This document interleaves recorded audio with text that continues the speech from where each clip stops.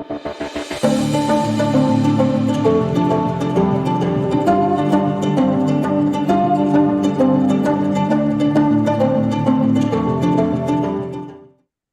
I'm Carmen Amato here in Tennessee, and welcome to another episode of Crime Conversations with my partner in crime. Jane Harvey Berrick, writing as Berrick Ford, and I'm in Cornwall, UK. Okay, so transatlantic conversation, and the topic of today's crime conversation is Jane's newest book, Dead Reckoning, #3 in the Cornish Crime Thriller series. Yay! Right. Yay. Thank you. And the scales of justice are under Mm, the water yeah, when you cover. I love that. floating slightly in the bottom of the water there. Yeah.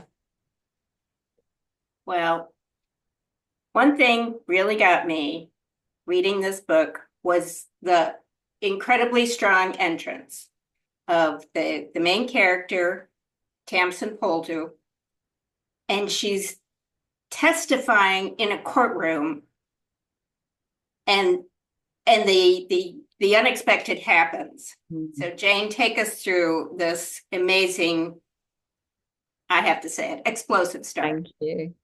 Tamsin Poldhu, police constable, PC Tamsin Poldhu. She's young.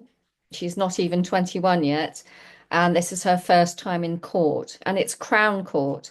In the UK, we have two layers of court. The first is a magistrate's court, and they can deal with smaller crimes, what you would call misdemeanors. And then there's Crown Court, which is the more serious ones.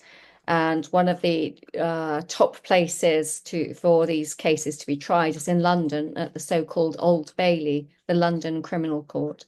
And so she's there. It's a very big event. There's press there, and she's facing a KC, King's Counsel, which is one of the very, very top lawyers. So it's very formal. They're there in their cloaks, they're there in their wigs, and she's having to face a man who tried to kill her. And she's talking to the barrister, and it's not going very well. The police say here you never win an argument with a barrister because that's their job. Their job is to argue. And she keeps repeating, I'm here to serve the court. I'm here to give you an accurate and truthful statement. And all her words are twisted, and it's not going well. And then, Let me just when you interrupt you think, because that was done so well. thank you. She's doing her best, but kind of flailing in the Mm. face of this really tough questioner. And the reader from book one knows that she's telling the truth and the guy's guilty as hell. Mm. But you've got to prove it. You've got to prove it. And the evidence starts looking like it can be questioned, which you hadn't expected. And and then the story diverts, and there's a bomb in the courtroom. And suddenly she's in a position of having to get the barrister who's been so hard on her out. He's bleeding, he's unconscious, there's smoke everywhere. The fire alarms are going, there's water pouring down as they try to extinguish the fire, and the guy who tried to kill her gets free. And And oh, I just have to say, I love this moment that you created where this gang thug, just the a real villain has tried to kill her before, of course, as you say in previous book. That's why she's testifying against him. And he takes the muzzle of the gun while she's trapped and he brushes the hair away from her face. It was just such a chillingly intimate moment. Um, that really catches the reader's attention right off. Uh, thank you. Yeah. And it's not clear what is meant by that, whether it's, as you say, intimate, whether it's about power. I could kill you, I might kill you, I haven't killed you, but I might, or yes. whether it's about something else, because she's Well, an it attractive a young perfect woman. cliffhanger chapter ending. Thank you. Now, the this thug is part of a very powerful gang with roots in truth. Absolutely. Yes, there's an Albanian organized crime gang called the Albanians, and they started off with they're based in East London, which is one of the poorer parts of London. And you see their tags all over the place.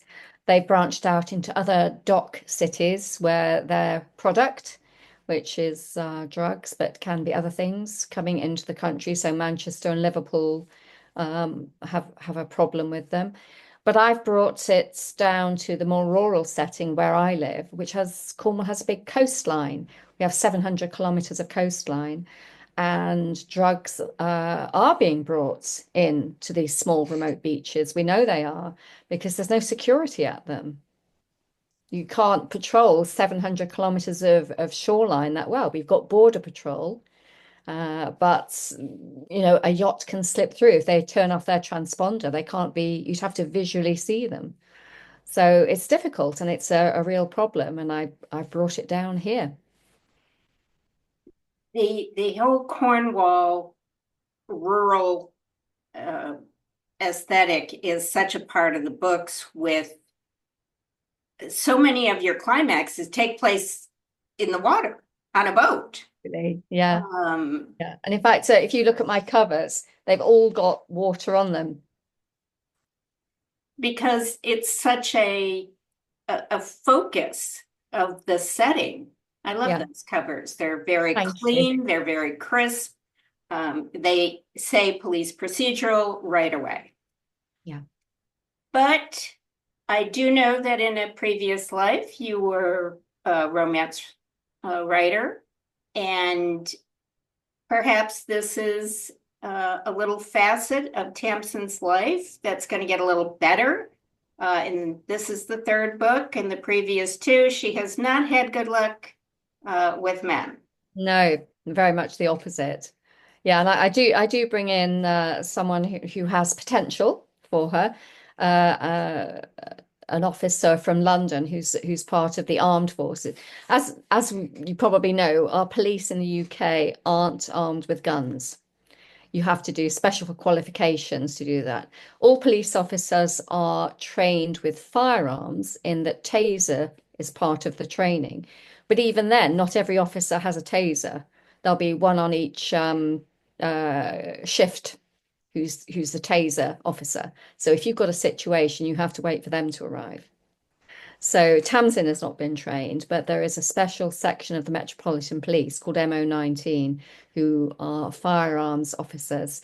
And she meets one of those when he's on protective duty looking after her. Because So we'll the watch this gang is space. after her. Yes. Yeah.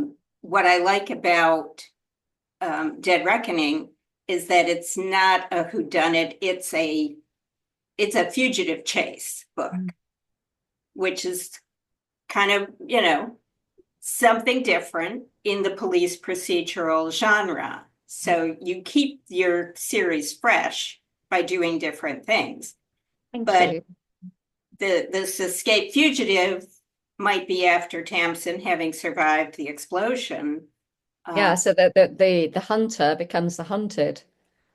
Uh, And that twists and change. It keeps changing. You're not quite sure who's hunting who. Both sides are hunting each other at the same time. so what is next for the Cornish crime thrillers? So next is it's called Dead Shore, and it's out on the 1st of October. And that's set at a big surfing festival that we have every year a few miles up the coast called Boardmasters. And it's a big festival. It's some 30,000 kids all coming and watching the surfing, and there's lots of music going on. And of course, all the other things you can imagine with a big festival, drinking, drugs, disorder. But then one of the top surfers is found dead. And so the race is on to find out who did it before the festival is over and all the participants dissipate. So Wow. Okay, October. My calendar is noted. Oh, thank you. we'll leave it there. Please tune Thank in you for very our much. next crime conversation. Jane and I talk about our books and books we like and pick apart crime fiction. And I might even tell a few war stories from my previous career. And we hope you'll Fantastic. subscribe to our channel for more fun with Brilliant. Look forward to it, Carmen. Thank you.